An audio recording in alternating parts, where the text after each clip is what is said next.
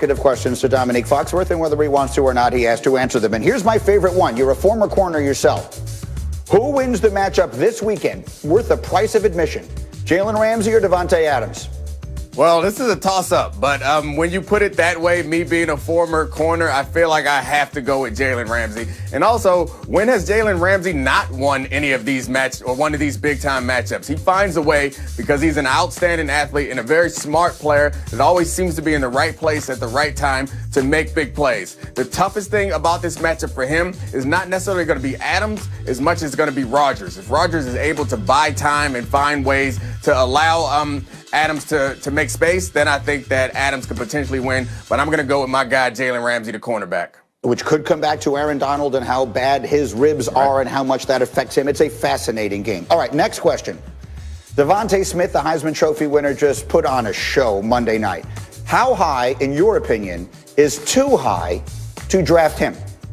He's incredible. He won the Heisman Trophy, but I'm going to resist the recency bias and say 11. I think 11 in part because same thing that happened last year when there's a bunch of good receivers, which there are in this year's draft, that teams can afford to wait. And receivers normally not a position that teams feel like they have to go all in earlier to address. So I do think that Devontae Smith is going to be a great player, and he's going to be a number one in this league. But when you have Jamar Chase and also Waddle, who's on that team, I can see teams waiting until you get around 11 where the Giants are. They need some help in that position. I can see them being the first team to take a receiver off the board.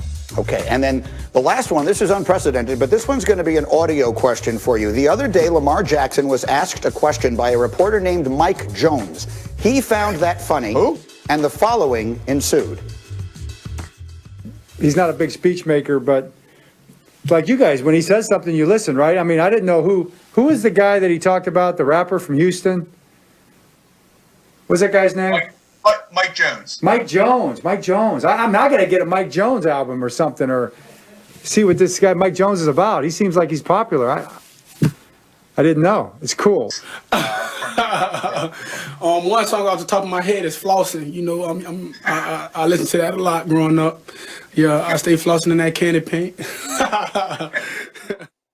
Okay, that was officially my favorite topic bar that we've ever had on the show.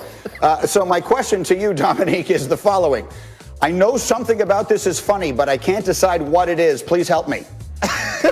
I think that's it. That is exactly what's funny about it, is that you're not quite sure, and so many other people are not quite sure exactly what Mike Jones is talking, exactly what Lamar Jackson is talking about. That is the essence of what we do here on Wednesday normally. So Mike Jones, I'm not going to explain to you who he is. You can Google it, but I do know one Mike Jones hook that applies is very poignant when talking about Lamar Jackson, is back then they didn't want me, now I'm hot, they all on me. You need to download that one, Greeny. Put it on your workout mix. I think my follow-up question to you would be, was listening to John Harbaugh talking about that, did it remind you of me reading Ryan Clark's tweets as much as it reminded me? It sounded exactly like that. He should have just said Laud, L-A-W-D, and everyone would have said, oh, that's what they do on Get Up on Wednesdays. That's what that sounded like. Now, help me with this. Is or is not Mike Jones the guy who made a tackle on the 1-yard line to win a Super Bowl for the Rams? Of course you would say that, Mike. Well, that's impressive that you were able to pull that out, because I don't remember if that's true or false, but every time I hear Mike Jones, I say, who? That is the proper response. So if someone says Mike Jones to you, don't bring up the Super Bowl, just say, who? Or ask them if they remember his phone number. Those are one of the two things that you can do in that situation.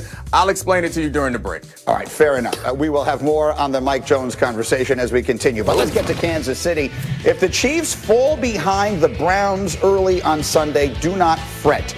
Last year, remember, they made a living out of coming back. They won a game after being down 24-0 against the Texans, and then they fell behind against the Titans in the AFC title game, and they came back and they won that one easily. And then, of course, in the Super Bowl, as you know, they were down 10 points in the third quarter, and they came all the way back and ripped off 21 straight to win. So they are the masters of the comeback. But if the Chiefs do fall behind, the Cleveland Browns have shown they can keep putting points up. this season, including the playoff game, the Browns have significantly more 40-point games, multi-touchdown quarters, and 50-yard plays than Kansas City. So the Chiefs are comeback kings, but Cleveland may be their match. So Damien Woody, let me come to you. The other day on this show, Dan Orlovsky said the way Cleveland wins this game is to have 3 touchdown drives of 7 minutes or more. They occupy the ball, they put it into the end zone, and they keep Patrick Mahomes on the sideline. Is that their blueprint to winning this game? Yes, absolutely. And Granny, I go back to something that you're familiar with is ground and pound. You know, during my time with the Jets, we faced far superior teams as far as talent, but we were able to eat up clock and run the football. Rex Ryan always talks about attempts. And I've looked at the Cleveland Browns. They have one of the best offensive lines in football. They got the best duo of backs in the National Football League.